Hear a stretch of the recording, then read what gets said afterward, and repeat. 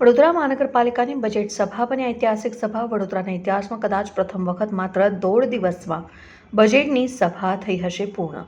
વિપક્ષના કાઉન્સિલરોને રજૂઆત કરવાનો પણ નથી મળ્યો મોકો। કોંગ્રેસના મહિલા કાઉન્સિલર પુષ્પાબેન વાઘેલાની રજૂઆત રહી અધૂરી। પુષ્પાબેનની રજૂઆતને લઈ આક્ષેપો ઉઠતા સભામાં આવ્યો ગરમાવો। મેયર પિંકીબેન સોનીએ વિપક્ષના 7 કાઉન્સિલરોને બજેટ સભામાંથી કર્યા સસ્પેન્ડ।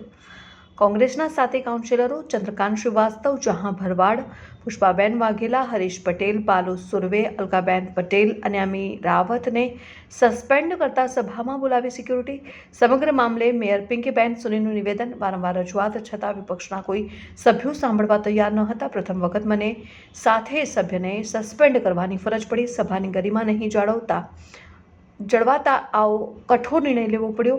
સભામાં બોલવા માટે જે સમય અપાયો હતો તેના કરતાં પણ વધુ બોલી સભાનો ટાઈમ બગાડતા આ નિર્ણય લેવો પડ્યો। તમામ બજેટની દરખાસ્તો વિપક્ષના હોબાળા વચ્ચે મેયર પાસ કરી દીધી।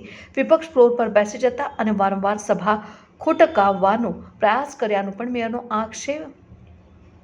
વિપક્ષ નેતાનો આક્ષેપ, મારી 4 વર્ષની કારકિર્દીમાં પ્રથમ વખત સસ્પેન્ડ કરાયો। 8 વખત પાલિકાના કોર્પોરેટર તરીકે પ્રજાના પ્રતિનિધિત્વ તરીકે આવ્યો છું।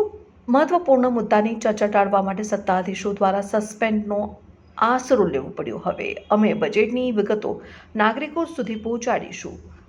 લોકશાહીનો અવાજ દબાવવાનો સત્તાધારી પક્ષનો પ્રયાસ।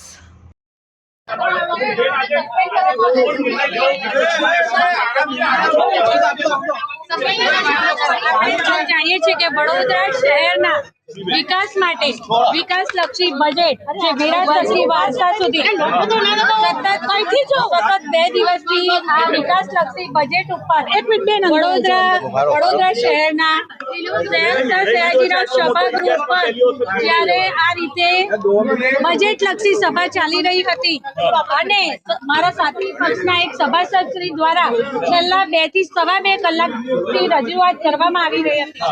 તેમના દ્વારા સભાના જે પણ ગરિમાને નુકસાન થાય એવું વર્તન કરવામાં આવ્યું। મારા દ્વારા વારંવાર 4 થી 5 વખત ખૂબ જ વિનમ્રતાપૂર્વક રજૂઆત કરવામાં આવી કે આપ વહેલમાંથી પોતાની જગ્યા પર જઈ અને રજૂઆત કરો।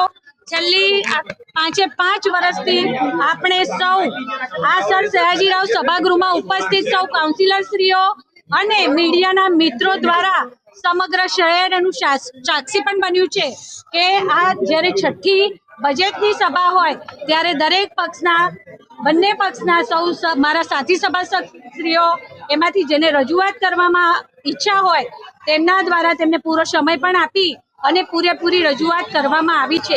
જ્યારે આ 6ઠ્ઠું બજેટ છે ત્યારે આ વખતે ઈરાદાપૂર્વક આ બજેટની સભા નહીં ચાલવા દઈ અને બજેટની સભાના સમયને કેવી રીતે બરબાદ કરીએ એવું પ્લાનિંગ કર્યું હોઈ શકે। મારા વારંવાર 4 થી 5 વખત ખૂબ જ વિનમ્રતાપૂર્વક રજૂઆત કરવા છતાં પણ તેઓ સભાના આ જે ગરિમાને નુકસાન થતું હોય વહેલમાંથી પાછા પોતાના સ્થાને ન ગયા।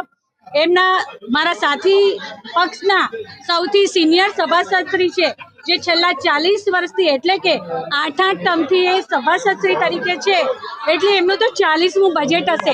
એમના દ્વારા પણ સમજાવવામાં આવ્યું છતાં પણ એમના પોતાના પક્ષના સભાસદશ્રીઓ દ્વારા એમના સિનિયર સભાસદશ્રીની રજૂઆતોને પણ અવગણીને સતત સભાના આ કિંમતી સમયને જે વડોદરા શહેરના વિકાસને અનુલક્ષીને આજે બજેટની સભા હોય એના કામો પર એ વિકાસલક્ષી કામો પર ચર્ચા કરવાની હોય ત્યારે એને સ્થાને સભાનો સમય બગાડી રહ્યા હતા અને સભાના નિયમોનું ખંડન કર્યું। એટલે મને આજે આ કઠોર નિર્ણય લેવાની ફરજ પડી છે। સાથી પક્ષના 7 સભાસદશ્રીઓને મારે વારંવાર કહેવા છતાં તેમને પોતાની જગ્યા પર જઈ અને રજૂઆત ન કરી તેથી મને આ નિર્ણય લેવો પડ્યો છે।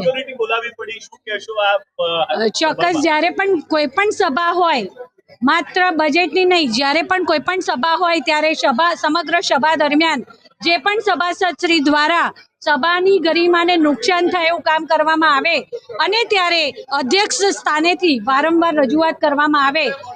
આપણે સૌ જાણીએ છીએ તેમ કે 1 વખત 2 વખત 3 વખત હું બોલી પણ છું। 4 થી 5 વખત ખૂબ જ વિનમ્રતાપૂર્વક મેં 7 સભાસદશ્રીઓને સાથી પક્ષના સાથે સાથ સભાસદશ્રીઓને ખૂબ આગ્રહપૂર્વક વિનમ્રતાપૂર્વક એ ચોક્કસ આગળ આગામી સમયમાં જોઈશું. આજે બજેટની સભા હતી, તે કામો હાથ પર લઈ અને સભા પૂર્ણ થયેલ છે.